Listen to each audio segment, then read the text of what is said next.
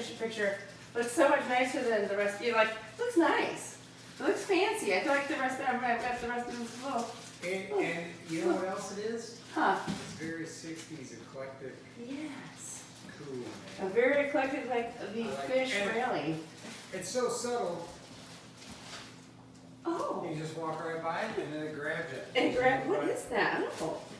That's exactly what I was I thinking. think it might start being an art critic. I think you should. I think you should. Oh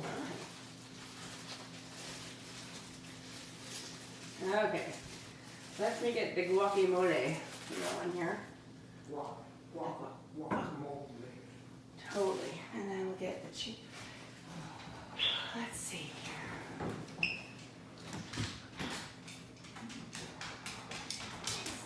This little guy doesn't have a chance.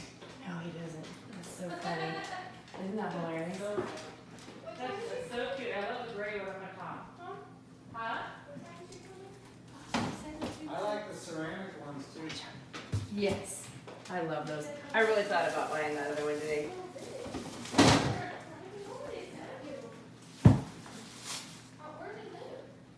No idea. Down by my old house. It'll be a little bit. Huh? It'll be a little bit probably.